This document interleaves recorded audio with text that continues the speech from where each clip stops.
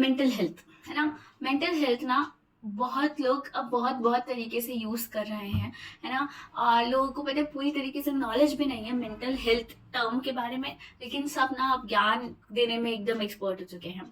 और mental health के बारे में आज मैं बात करूंगी with respect to exam preparing students जो एग्जाम के लिए प्रिपेयर कर रहे हैं, और सच एग्जाम जैसे कि नीट पीजी, नीट यूजी, है ना, आईआईटी जेई, है ना, जो कॉम्पिटिटिव एग्जाम्स है उन उसके टाइम पे मेंटल हेल्थ कैसी होती है ना, मेंटल हेल्थ की क्या धज्जियां उड़ती है, उन सब चीज़ों के बारे में आज हम बात करेंगे। और कैसे हम मेंटल हेल्थ को उस टाइम पे ठीक कर सकते हैं, उस टाइम पे हम सेनिटी को मेंटेन कर सकते हैं हमारी, उस चीज़ के बारे में आज हम बात करेंगे। So I welcome you all to the week 8 of our new 2025 time table series. इस हफ्ते हमारा ये दूसरा हफ्ता है इंटीग्रेटेड मेडिसिन का।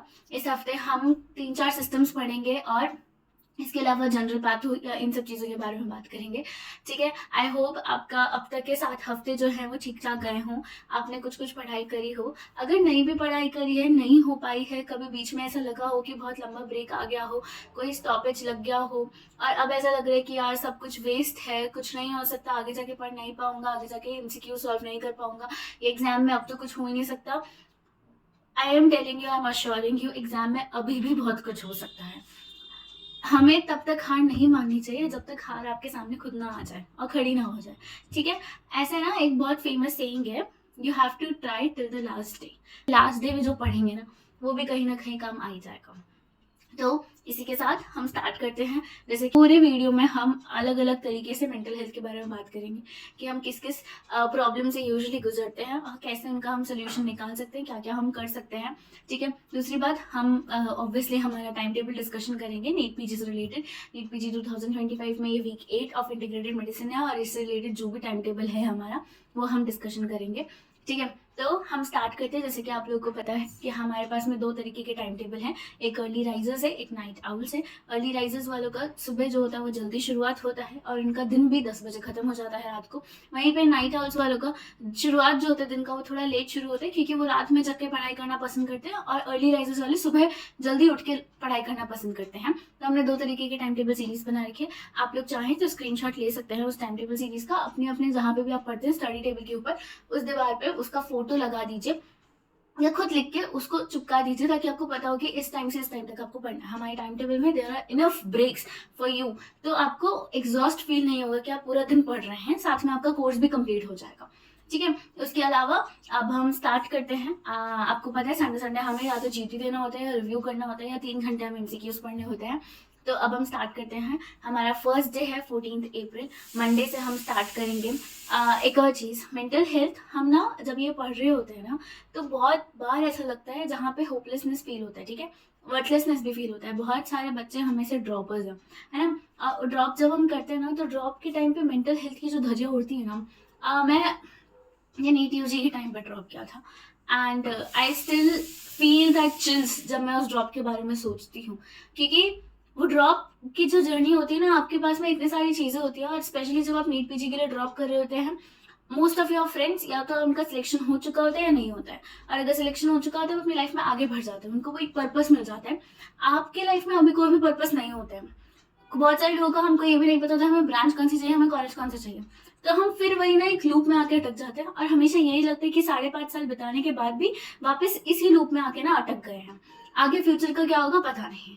तो ये जो आइडिया है होपलेसनेस वर्थलेसनेस आने का, ये बहुत आई फील नेचुरल है और हम इसको कैसे हटा सकते हैं। पहला point is by reducing the comparison, by not comparing with others is the key here. ठीक है, सबकी अपनी अपनी जर्नी होती है और आई थिंक ये बहुत सारे बाबा लोगों बहुत सारे ज्ञानी लोगों ने बता दिया है, बट कंपैरिजन तो हम खुद का करते ही हैं।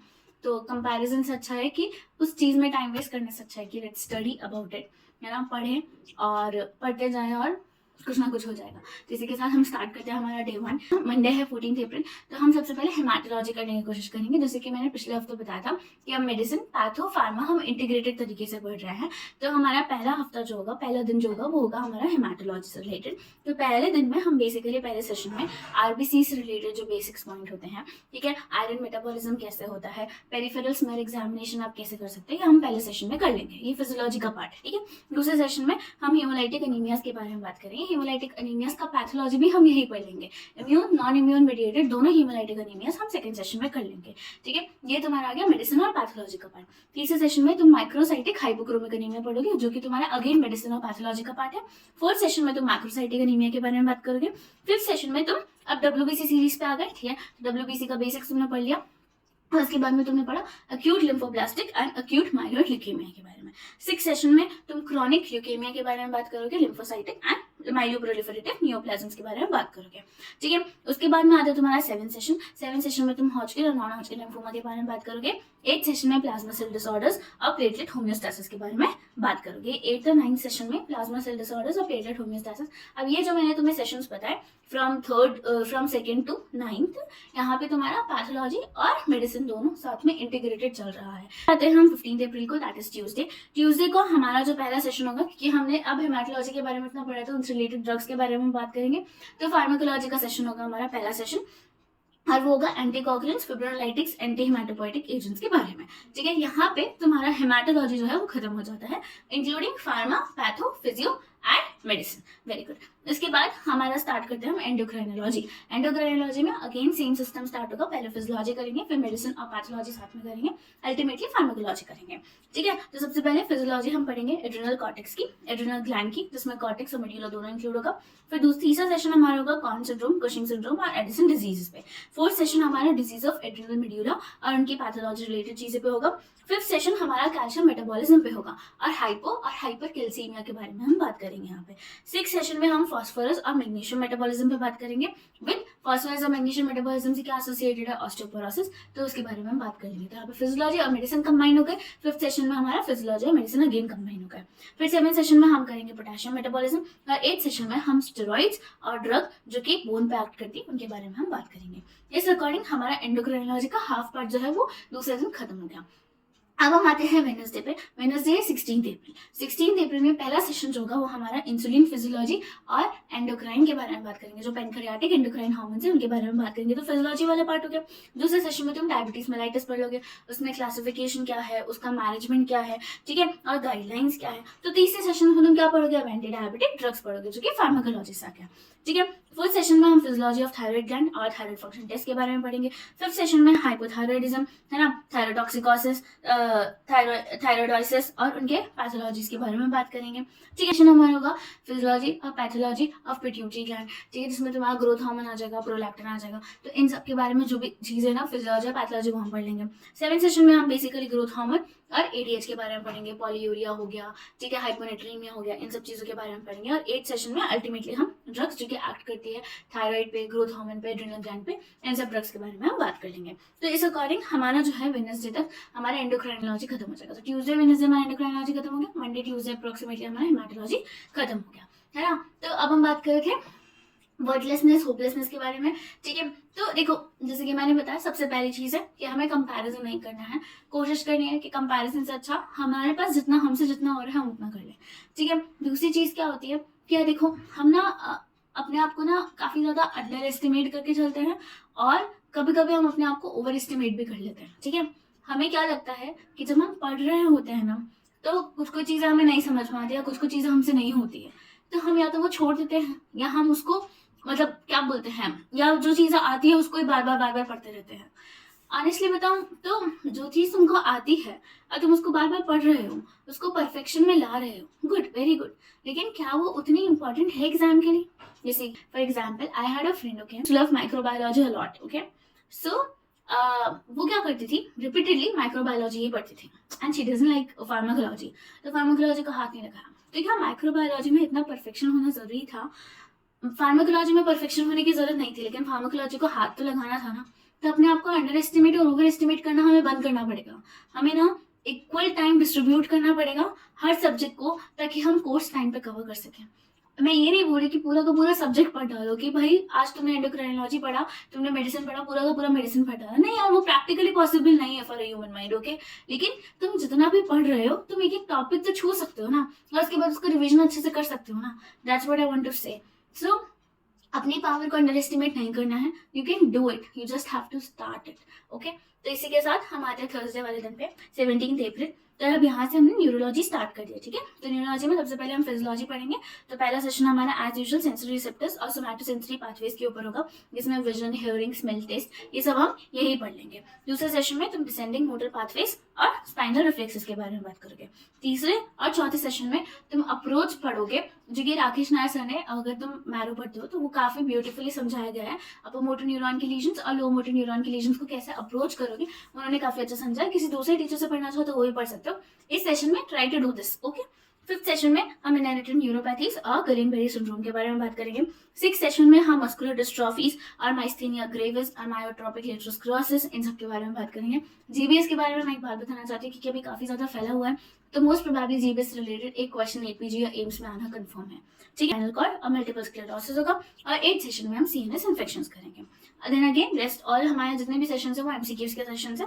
उसके बाद हम 18 अप्रैल पे आते हैं, जो कि हमारा फ्राइडे है। यहाँ पे हम पहले सेशन में सीजर्स पढ़ेंगे, जीटीसीएस, एब्सेंट सीजर्स, ठीक है। कैसे कैसे सीजर्स के कितने टाइप्स होते हैं, क्या क्या फिजियोलॉजी होती है, क्या क्या ईजी चेंजेस होते हैं, यहाँ हम फर्स्ट सेशन पढ़ेंगे।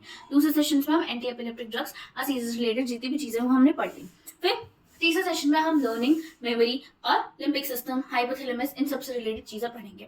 तो फोर्थ सेशन में ऑब्वियसली इससे रिलेटेड डिजीज पढ़ेंगे, जो कि हम मेडिसिन में पढ़ेंगे। तो वो क्या हो गया, डिमेंशिया हो गया। फिर फिफ्थ और सिक्स सेशन में हम क्या पढ़ेंगे, सेरिबेलम, बेसल गैंग्लिया। तो इससे रिलेटेड डिजीज क्या है, पार्किंसन डिजीज। तो ये हम यहाँ पढ़ लेंगे फिफ्थ और सिक्स सेशन में। फिर सेवेंथ सेशन में ड्रग्स, जो कि न्यूरोडिजेनरेटिव डिसऑर्डर्स के लिए है। 8th सेशन में तुम पढ़ोगे हेडेक। इस अकॉर्डिंग हमारा mostly 75% of the neurology cover हो चुका है। अब उसके बाद जितने भी बचे सेशन है तुम एमसीक्यूज करोगे। इसके बाद आ जाते हैं हम सैटरडे में। सैटरडे में पहला सेशन जो होगा वो हमारा सीएसएफ, सीबीएफ और ब्लड ब्रेन बैरियर के बारे में बात करेंगे। और इससे रिलेटेड क्या डिजीज होती है, स्ट्रोक। तो स्ट्रोक का अप्रोच कैसे होता है, कितने टाइप्स का स्ट्रोक है, मैनेजमेंट ऑफ स्ट्रोक है, वो सब हम पहले सेशन में पढ़ेंगे।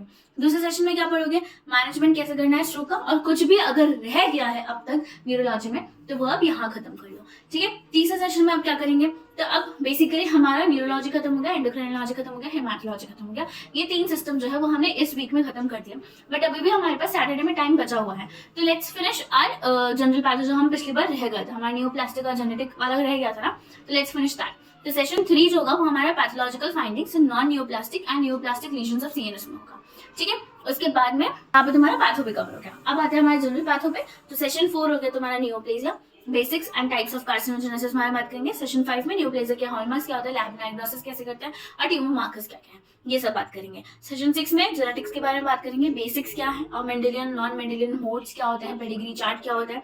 सेशन 7 में क्रोमोसोमल डिसऑर्डर्स और डायग्नोसिस कैसे करते हैं जेनेटिक डिसऑर्डर्स का। और सेशन 8 में कुछ भी अगर जनरल पैथो में रह गया है तो अब तुम कर लो। बाकी सारे सेशंस में क्या करोगे, एमसीक्यूज करोगे। और अल्टीमेटली संडे आ जाएगा तुम्हारा 28 अप्रैल। क्या करना है, जीटी देना है, रिव्यू करना है जीटी को, और अल्टीमेटली रेस्ट करना है, ठीक है। तो इसके साथ ही हमारा ये वीक जो है वो खत्म होता है। आई होप तुम्हें इस पूरे वीडियो से कुछ ना कुछ लर्निंग्स मिली हो, कुछ ना कुछ तुमने पॉइंट्स पिक करे हो कि कैसे हम अपनी मेंटल हेल्थ को सेन रख सकते हैं during the period of studying, okay.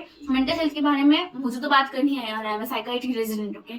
तो हम इस बारे में और बात करेंगे हमारी आगे वाली वीडियोस में। आई होप थोड़ी थोड़ी क्यूज मैं तुमको देती रहूं, ताकि तुम खुद से अपनी मेंटल हेल्थ जो है वो सेम रख सको। If you need help call your friends, और अगर नहीं होता है तो एक प्रोफेशनल साइकाइट्रिस्ट के पास चले जाओ। और फिर का ना प्रेशर इतना नहीं लेना है, लाइफ में ना हम कुछ ना कुछ कर ही लेंगे। अगर ये एग्जाम नहीं निकला ना तो तुम्हारे लिए कुछ ना कुछ दूसरा रास्ता निकल जाएगा। तो this exam is not the end, this exam is just the starting. तो प्लीज बिल्कुल भी घबराना नहीं है। 5.5 साल बाद तुम एमबीबीएस डॉक्टर ऑलरेडी बन चुके हो, ठीक है। अगर आज भी तुम अपना प्राइवेट क्लिनिक खोलने जाओ ना, you will earn a very good amount because you know the basic knowledge. और अभी भी हमारे इंडिया में तुम मानो चाहे मत मानो, apart from first year cities, अगर तुम सेकेंड और थर्ड ईयर सिटीज में जाओगे, पीपल नीड डॉक्टर्स। उन लोगों को डॉक्टर के बारे में कुछ पता ही नहीं है। तो प्लीज, अगर तुम्हें लगता है कि तुम एमबीबीएस करके भी सफिशिएंट हो, you can earn pretty well. और बाकी तो तुम्हें इन सब चीजों के बारे में पता ही है, बहुत सारे महान लोग बता चुके हैं कि एमबीबीएस इज ऑल्सो इनफ, ठीक है। तो see you later, see you in the next video. I hope इस हफ्ते तुम पढ़ो, ठीक है। नेक्स्ट वीक हम मिलेंगे वीक 3 ऑफ इंटीग्रेटेड मेडिसिन के साथ में। एंड तब तक के लिए पढ़ते रहो, खुश रहो, and bye bye. Please like, share and subscribe.